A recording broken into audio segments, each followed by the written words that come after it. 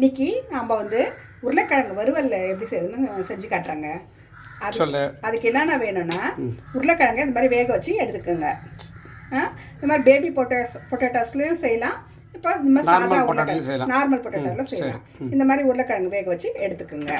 அப்புறமா அதுக்கப்புறமா மஞ்சள் பொடி, ரெட் சில்லி பவுடரு, தனியா பவுடரு, சீரக பவுடரு, நம்ம சாம்பார் பொடி இருக்குல்ல, சாம்பார் பொடி, கொஞ்சோண்டு அதை தாளிக்கிறதுக்கு கடுகும் சீரகமும், இந்த பூண்டு தட்டி வச்சுக்கோங்க, கருவேப்பிலை வச்சுக்கோங்க. சாம்பார் பொடின்றது சாம்பார் மிளகா அப்படி சாம்பார் பொடியில் மஞ்சள் பொடி போடுறியா? போடு. சாம்பார் மிளகா பொடி,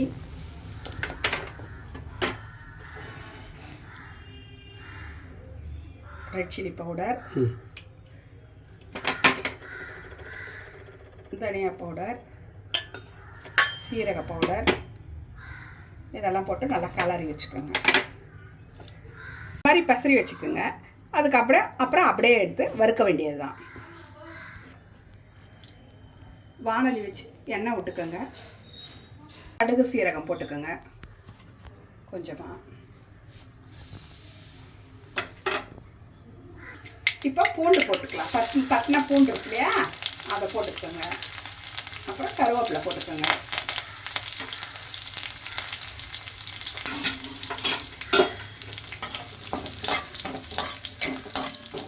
இது நல்லா செவக்கட்டும். இந்த பூண்டு இருக்குல்ல, அது செவந்தோடனே இந்த உருளைக்கிழங்கை போட்டுக்கலாங்க.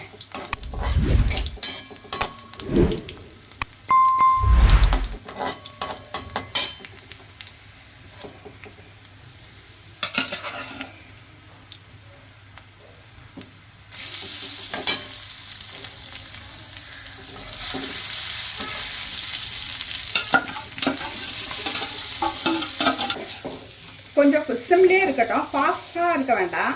கொஞ்சம் சிம்லேயே வைங்க. அப்படியே இதுவாகிட்டு ரோஸ்ட் ஆகிட்டே இருக்கும். நல்லா கொஞ்சம் ரோஸ்ட் ஆகட்டும். அளவுக்கு ரோஸ்ட் ஆனோடனே பெருங்காயத்தூள் போட்டுக்கோங்க. கொஞ்சம் உப்பு இப்போ தான் உப்பு போட்டுக்கிறோம். நம்ம உப்பு போட்டுக்கணும். உப்பு போட்டு நல்லா கலந்து விட்டுக்குங்க. இன்னும் கொஞ்சம் நெய்யில் ரெடி ஆகிடும், ரோஸ்ட் ஆகிடும். எப்படி நல்லா ரோஸ்ட் ஆகிடுச்சு பார்த்தீங்களா? நல்லா உருளைக்கிழங்கு நல்லா டேஸ்ட்டாக இருக்கும்.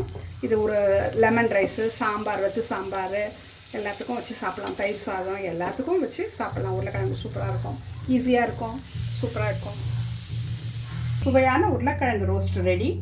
பாருங்கள், அது சாப்பிட்டு பாருங்கள். சுவையான உருளைக்கிழங்கு ரோஸ்ட் ரெடி.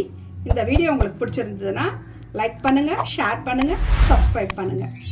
இன்னொரு வீடியோவில் பார்ப்போம். பாய்.